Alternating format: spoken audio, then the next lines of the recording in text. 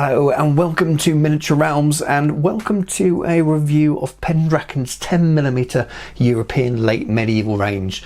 Now I've picked these up to form the kind of backbone, or probably all of the miniatures, in a Wars of the Roses project that I'm working on at the moment.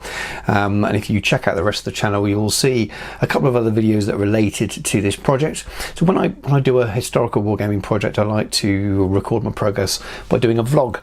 And the vlog sort of encompasses lots of things, to the painting of the miniatures sometimes, the planning on how I'm building the armies and how I'm building the terrain, the table, and the whole lot, the whole caboodle, so to speak. So when I purchase things as well, I like to almost do reviews, and they're often shorter videos that go alongside the longer vlogs. Not everyone likes unboxings and review videos and things. That's another way of keeping them separate from the people that like to skip those things. But I find it useful myself when I'm on YouTube looking at new projects to see some reviews and close-ups of products and things to help me decide whether they're the right ones for me for the projects I want to do. So if you like that kind of thing, keep watching. If it's not really for you, then maybe just watch the vlogs and follow the progress that way.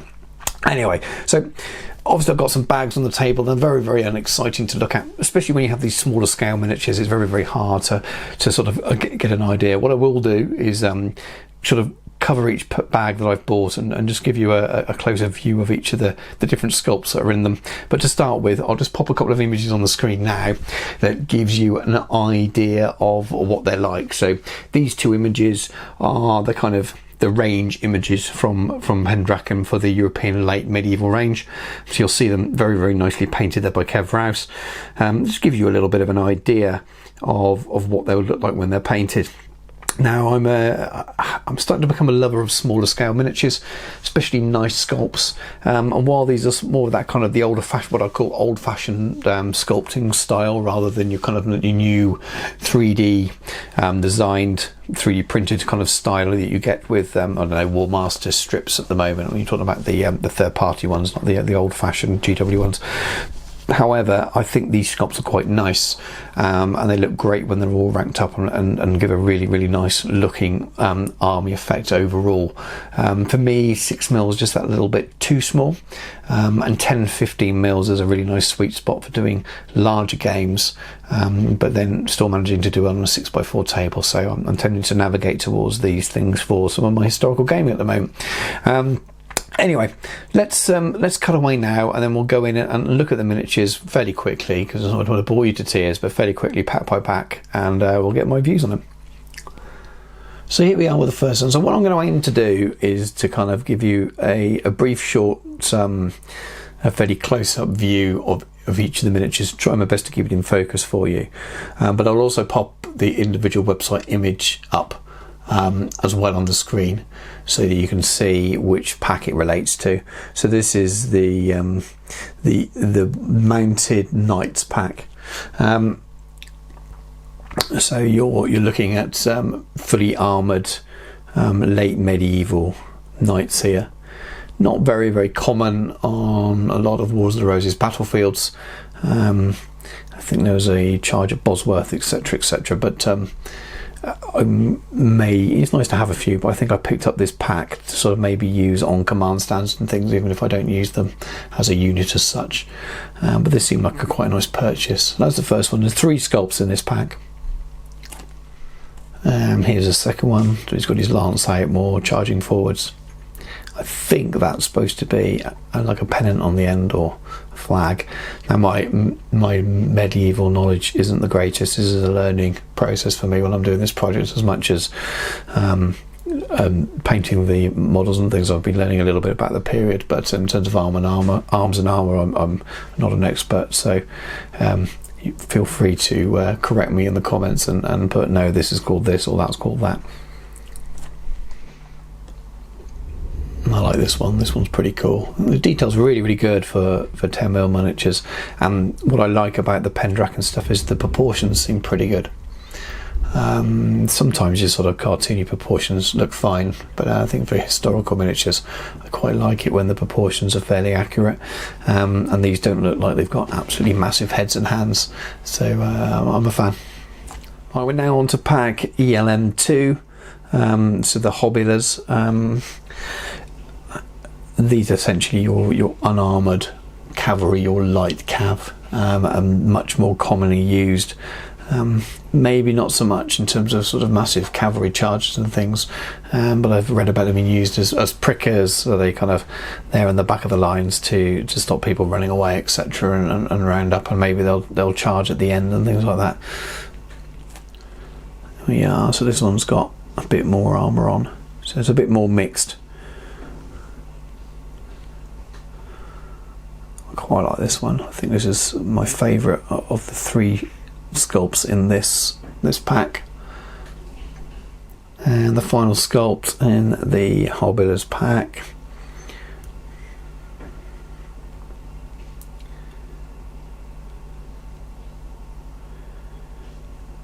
So now we're on to the first of the foot troops. So this is ELM4, the Retinue Billman, and there's 2 sculpts in this pack, and they come in a pack of 30. I should say that the Mounted, the cavalry, come in packs of 15, I believe. So you get 30 of these, and I can squeeze them both on my little painting handle here, so we don't have to kind of keep changing the model.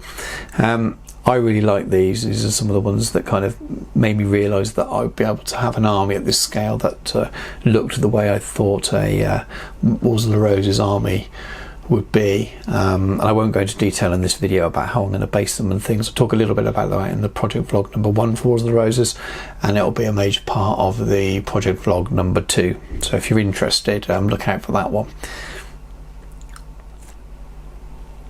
So this is ELM7, this is the Shire Levy Bowman. I forgot to purchase another set of bowmen, the Retinue Bowman as well. So you do different types. You've got your sort of your Shire Levy, and you've got your more trained ones. And I forgot to order them. I have purchased them now. Well, I have purchased them, I've ordered them, and they'll be on the way, so they probably won't turn up in a review, they will turn up in a vlog, but I'll just pop that image on the screen as well now. You can see the kind of difference they are between the two. Under the idea of I'm probably going to mix and match them. The rules I'm using won't really distinguish between the different types that much. And again, so we'll discuss that more in well, you can hear about that in vlog 1, and you'll discuss that more in vlog 2 if you're so interested in following the progress. So this next lot is the ELM15, and that's the medium gun. We'll do it in 2 parts. I'll show you the crew first. You get 3 crew. You get 3 guns and crew in a pack, and I think it was a bit late when I ordered them, and I don't know why. I was doing maths on all the inventory and how many I'd need, and for the guns I thought, oh, I'm going to need a couple of guns aside. I'll tell you what, I'll just order 6. So of course I ordered 6 packs, and there's 3 in each pack, so I've got more guns than I'm ever going to need. This wasn't the era when you'd have multiple guns. I'm probably only going to need 3 or 4, and I'm doing 2 sides, so I do have 18 at the moment. So if anyone does happen to be joining me on 10mm and Wars of the Roses project and would like some guns, give me a shout. But anyway, I think they're quite nice. Particularly like this guy on the left hand side. Like I said before, that there is a facial expression there on some of these. The proportions are quite good, and when based and painted at a Mass Effect, I think they're going to look very pleasing. So the gun's not glued together. I've just used the tack to try and hold the wheels in place, but you get an idea. So there's your gun, and there's your little stack. I can't actually remember what it was called. I'll pop that on the screen now. But I think that's pretty cool, and 18 of them look amazing all lined up, but it wouldn't be very War of the Roses accurate, would it? So as I say, I'll definitely be moving some of those on, but I'm pretty happy with that sculpt. Now this is ELM23, Mounted Crossbows, and I've absolutely got no idea why I purchased these.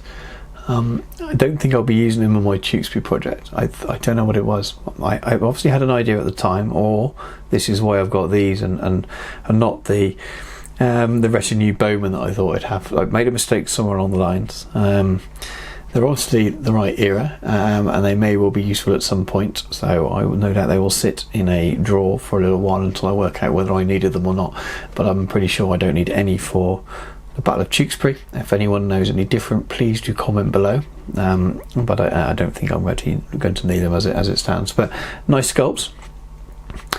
Nothing complaining about there. Say the proportions tend to remain to be pretty good. I think the helmets come out really well at this scale, and I think that's it's going to help the overall look of the army once it's done. So this is ELM 24A, and it's command with drum, and there is also EL 24B, which is command with piper, and the only difference is the guy at the end. So I'll just swap him over in a moment.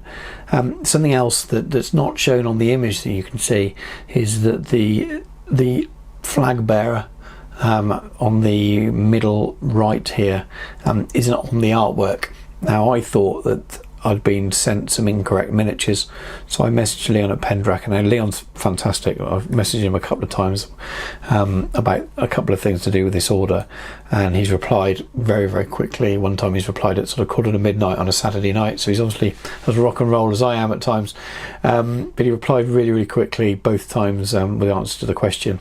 And I think that the banners, these guys here, which is the same in the next pack as well, they are to be removed from the pack soon, so they are supposed to be there, but they aren't on the image on the website. So I think they're going to be discontinued, and you just get the guy with the Serco. Now I prefer the guy with the Serco, but and Leon very kindly offered to send me more with the Serco on if I wanted to, but it's obviously, if it's not an error, I don't want any replacements, and it does give me some variety, so I'm keeping hold of those. They might well work better for certain other things, but anyway, so you got your officer, I believe some kind of commander or lord or baron or something, depending on the size of the command you're using for, and I really like the pose. These two here on the ones on the left hand side I'm a really big fan of, not such a big fan of those ones, and I might not use every single miniature that I've got here as well, so we will see, but these will definitely be used on command stands and things, but they're pretty cool. I'll flick around so you can see the back. And here, this is the pack B, so the only difference is the guy on the end and is with a pipe. I think there's a Swiss horn or something, which again looks like almost an identical set with just the musician essentially just different. So this is pack ELM 26, a retinue billman with surcoats. So you've already seen some billmen, and there's actually 3 sculpts in this pack. Now on the image again you'll see there's only 2, so it's these 2 here, so the middle and the right hand side, and then there's this guy on the left, which is a little bit different. Now again, I thought maybe this was a mistake, and there was 10 of them in the pack, so I was part of the same message to Leon, or email to Leon. I asked him whether that was a mistake and that was from a different pack, because he does look quite different. He's got different head on, different headdress on. He looks like he's wearing different armor, etc. So I wondered if it was a mistake, and apparently no, this is different to the one that's been removed from the packs. This guy here is actually supposedly part of the pack, but he was originally not sent off to the painter for whatever reason. He wasn't ready at the time, and he said that they missed it. I mean, it was, I think I'm the only person to pick up on it in 2 years. I don't know what that says about me. But he's supposed to be in the pack, and I believe that he's going to be sent off to the painter, and they'll add that image to the website once it's done. So if anyone does end up purchasing these, he is supposed to be part of the pack, so you do actually get 3 variants within the retinue billman pack, which is good. It's one of the things I did think about when I was first looking at this range, is some of the packs you only get 2 differences, and I thought, oh no, for this guy it doesn't matter, but it is when you've got maybe 8 to 10 on a stand. It's nice to have some different poses, so that putting them in different combinations, and it really looks like lots of different men. You don't want to just have these 2 and the one standing up with them on the back rank and these all leaning from the front. It's going to look, I want it to look jumbled up and medieval, not Napoleonic, and the way it ranks up. So actually having a different sculpt in there is going to help loads. So here we are, ELM 38. These are the mounted generals. 2 sculpts, 6 in a pack. Really like this guy. This was one of my concerns with variation. There's only 2 sculpts. I'm collecting both sides, and I want my command bases to look quite cool. They'll be basing them on circular bases with a few foot troops around them and different things. But that's why, partly why I bought the mounted knights as well. I figured those sculpts would do well on command bases and do some variety, so mixing and matching. But the sculpts themselves are really, really good, and as you can see from the painted versions, they look fantastic, and hopefully I can do half as good a job that Kev Rouse has done, and then I'll be very, very happy with the army once it's all ranked up and on the table. And the final pack I have at the moment is ELM 39, which is the Mounted Kings. So again, just to add a little bit more variety to the command stands, really. So I bought one pack of these here. I've got 2 of each type, and this gives me some more variety on those main command stands. And I'm doing Tewkesbury, so there's going to be 3 major command stands per side for the 3 battles, the 3 essentially divisions it will be within the game rules that I'm using. So I feel with these miniatures and the mounted generals and using the mounted knights that I'll be able to do something that looks, especially with painting, that makes them a little bit different. And I'm not averse to doing some minor conversions and green stuff. I'm no sculptor, but I'm comfortable enough doing something with these sort of small scale miniatures just to make them look a little bit different. I haven't decided what yet, but I really enjoy doing my command bases, and these are a good basis for it. I haven't done this now, I may go and look at the sort of the earlier medieval range, and see if there's anything there that I can pilfer and do a conversion of. So some kind of antique armour or something. I know not much of it would be carried over, but still might be quite fun. But anyway, that's the end of the stuff that I've bought as a review. I'll pop a couple of other images on the screen of things that I've got on order at the moment, which I would have done as part of this review if I wasn't such a klutz and forgot to order.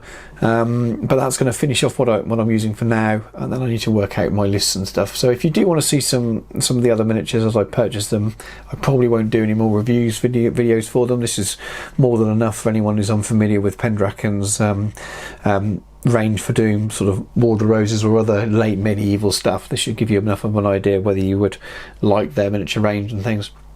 If you'd like to obviously see them painted, or well, not by Kev Rouse, obviously with the lovely images I put up. If you'd like to see what I do with them and how they go together as an army, and you're interested in that, then please do subscribe if you haven't already, and follow the War of the Roses vlog that I'm going to do as I do this. I'm doing a few other projects for the channel at the moment, so it won't be the only thing. So don't expect videos every single week updating it, but every couple of weeks there should be something. I'm also doing Epic Battles ACW, the Warlord Games newer release, so there's lots of stuff on the channel if you do like your smaller scale stuff. And I'm doing some bolt action as well as part of a slower kind of grow project as well, and I'm a commission painter. I'm not an award-winning painter, but I'm a commission painter, so I feel I can paint armies nicely enough, and there are a few tutorials and things will go up as well, and no doubt I'll do some painting tutorial on painting these 10mm miniatures at some point, and we'll see how it goes. So any suggestions and things do pop in the comments below, but thanks for watching, and I will catch you all soon.